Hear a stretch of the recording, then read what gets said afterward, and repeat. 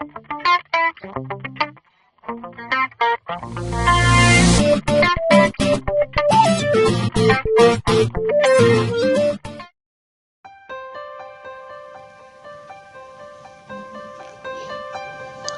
pagi.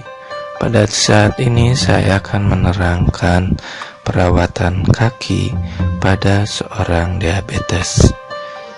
Seperti kita ketahui bahwa penyakit diabetes mellitus kompleksitasnya bisa berakibat terjadi pada setiap organ tubuh. Salah satunya adalah pada pembuluh darah seorang diabetesi yang lebih dikenal dengan penyakit pembuluh darah. Penyakit pembuluh darah ini terjadi pada setiap organ tubuh karena setiap organ tubuh memiliki pembuluh darah. Penyakit pembuluh darah ini menyebabkan kerusakan pada pembuluh darah yang berbeda dalam tubuh diabetesi. Oksigen, glukosa, nutrisi dalam hal ini makanan, dan zat-zat yang lain ini perjalanannya atau distribusinya melalui pembuluh darah kita untuk mencapai bagian tubuh yang berbeda-beda. Bila terjadi penyumbatan pada pembuluh darah kita akan menyebabkan masalah. Misalnya, kalau kita pada anak-anak suka memasang karet gelang pada ujung jari mengakibatkan darah tidak mengalir dan terjadinya kesemutan. Pada orang normal, kondisinya tinggal dilepas karet gelang tersebut, maka selesailah masalah. Darah akan kembali mengalir. Akan tetapi pada seorang diabetesi tidak seperti itu. Terjadinya penyumbatan pembuluh darah akibat mungkin pakaiannya terlalu ketat, sepatunya tidak pas. Ini mengakibatkan penyumbatan pembuluh darah yang berakibat masalah. Penyakit arteri perifer, penyumbatan pembuluh darah mengganggu aliran darah ke kaki. Hal ini biasanya menyebabkan kram, sakit, atau sensasi terbakar di kaki. Tetapi pada seorang diabetesi ini kadang-kadang tidak terjadi, atau yang lebih di masyarakat terjadinya yang dirasakan adalah baal, sehingga sesuatu terjadi pada kaki, apakah itu lecet atau luka atau tertimpa benda, kadang-kadang tidak dirasakan oleh seorang diabetesi. Secara penelitian, diabetesi lebih beresiko 2-4 kali memiliki penyakit vaskuler. Menurut American Diabetes Association menyarankan terhadap penyakit vaskuler mengikuti langkah-langkah seperti ini.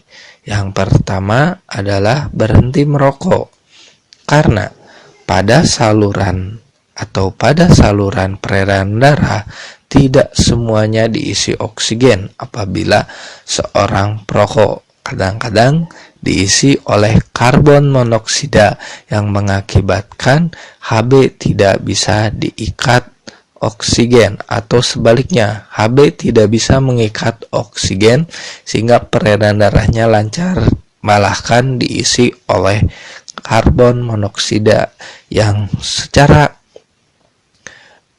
teori tubuh menilainya adalah racun. Kedua, turunkan kolesterol jahat atau LDL, low density lipoprotein, dan tingkatkan kolesterol baik atau HDL, high density lipoprotein. Yang ketiganya, menurunkan tekanan darah. Yang keempat, meningkatkan aktivitas fisik secara rutin. Dan yang terakhir, tanyakan kepada dokter jika jika menggunakan aspirin. Selanjutnya, kerusakan saraf atau neuropati ini merupakan saraf tubuh kita ini seperti kabel yang mengirimkan sinyal ke dan dari otak Anda.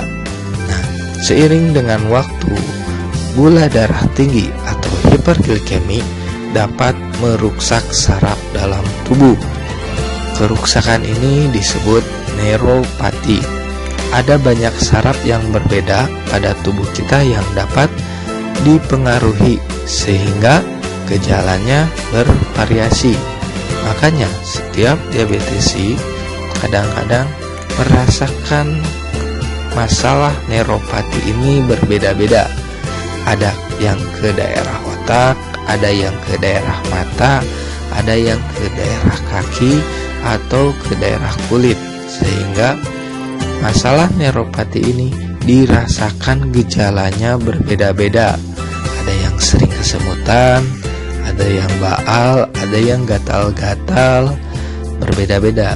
Tetapi beberapa gejala dapat termasuk rasa sakit atau mati rasa di tangan atau di kaki. Bahkan terjadinya disfungsi seksual dan kelemahan otot. Hal yang perlu diperhatikan, dikarenakan gula darah yang tinggi atau hiperglikemi, maka peredaran darah tidak menjadi lancar. Bila saya memberikan suatu perumpamaan, air yang mengandung gula dengan air yang tidak mengandung gula, kekentalannya berbeda. Ini yang secara mudah dipahami, tetapi pada secara teori medisnya hampir tidak seperti itu. Diabetes dapat mengurangi aliran darah ke kaki Anda, dan ketika kaki tidak mendapatkan cukup aliran darah, dalam hal ini suplai oksigen, makanan atau zat-zat yang lain, dan bila terjadi infeksi tidak sembuh secara cepat ataupun baik, distribusi makanan, oksigen, air, dan zat-zat yang lain yang dibawa oleh darah mengalami keterlambatan. Karena seperti yang saya sebutkan sebelumnya, bahwa apabila darah kita terlalu banyak gula akan menjadi kental. Apabila diabetesi mengalami luka, proses penyembuhannya agak berjalan lambat. Selain itu, bila terjadi luka, bakteri atau kuman akan betah tinggal di daerah luka. Kenapa? Karena suplai oksigennya cukup, aerob, dan di situ darahnya banyak mengandung gula. Dengan kata lain, oksigen cukup, makanan banyak, sehingga bakteri betah tinggal di situ. Dan hal ini kalau misalnya terjadi lecet ataupun luka pada kaki dan hal ini dibiarkan, maka akan terjadinya gangren atau matinya pembuluh darah di daerah kaki. Dan ini mohon maaf, beberapa dokter biasanya kalau sudah parah terjadi gangren, jalan terakhirnya adalah amputasi. Supaya tidak terjadi amputasi ini, maka diabetesi lebih baik memperhatikan beberapa poin tersebut. Yang pertama, hiperglikemi dapat menyebabkan kerusakan saraf di kaki, mengurangi perasaan di daerah kaki tersebut. Bila seorang diabetesi, mungkin akan terjadi luka dan biasanya tidak tahu secara segera. Jadi penting untuk memeriksa kaki secara rutin. Diabetesi mungkin tidak merasa sakit, panas atau dingin, atau lebih dirasakan bahasa kitanya baal. Periksa dalam sepatu dan kaos kaki. Bila terjadi sesuatu hal, misalnya ada benda ataupun ada ada sesuatu yang mungkin melukai kaki Anda. Pakailah sepatu yang nyaman dan kaos kaki yang cocok. Tidak boleh longgar, bahkan tidak boleh sempit. Periksa kaki Anda secara rutin. Beritahu tim perawat atau dokter Anda jika ada luka. Hal yang perlu diperhatikan untuk kaki Anda: memakai sepatu yang menutupi seluruh kaki Anda dan cocok dengan baik, artinya pas. Cobalah untuk tidak pergi bertelanjang kaki, jadi gunakanlah alas kaki. Keduanya, memakai kaos kaki yang bersih atau stocking yang terbuat dari bahan yang kelembabannya bagus dan tidak terlalu ketat. Periksalah kaki Anda apabila kulit kering, retak, luka, atau kemerahan. Menjaga kaki Anda bersih dengan air hangat, air sabun, dan tidak merendam kaki. Nah, pada saat membersihkan dengan air hangat, lebih baik Anda periksa kehangatan tersebut bukan oleh diabetesi itu sendiri, tapi oleh keluarga lain, karena seringkali tingkat kehangatan pada air yang dirasakan oleh diabetesi ini berbeda dengan orang normal. Merasa kurang panas karena baal atau tidak lancarnya peredaran darah mengakibatkan misalnya malah merendam dengan air yang panas. Ini yang perlu dihindari. Setelah mencuci kelembaban kaki, Anda lebih baik kaki Anda dioleskan lotion untuk menjaga kulit sehat. Gunakan kikir kayu untuk merawat kuku Anda. Hindari menggunakan gunting karena dapat melukai. Jika Anda mendapatkan luka atau goresan, periksalah ke dokter segera. Jika Anda memiliki kapalan atau kuku kaki Anda tumbuh ke dalam, periksa ke dokter Anda. Periksa kaki Anda setahun sekali atau secara rutin. Dan ini perawatan kaki bagi diabetesi. Beberapa hal yang dapat Anda lakukan sendiri untuk menjaga kaki Anda sehat. Yang pertama, cuci kaki Anda dengan air hangat setiap hari. Periksa air hangat oleh orang lain atau keluarga Anda.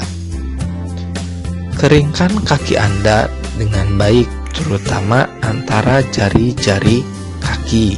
Jangan sampai ada kotoran pada sela jari-jari kaki Anda. Jagalah kulit supaya lembut atau kelembabannya terawat dengan menggunakan lotion. Akan tetapi tidak mengoleskan lotion di antara jari-jari kaki, ditakutkan terjadinya basah pada jari-jari tersebut dan tidak diketahui oleh Anda. Periksa kaki setiap hari bila ada luka, lecet, kemerahan, kapalan, atau masalah lain. Jika Anda tidak dapat melihat dengan baik, mintalah orang lain untuk memeriksa kaki Anda.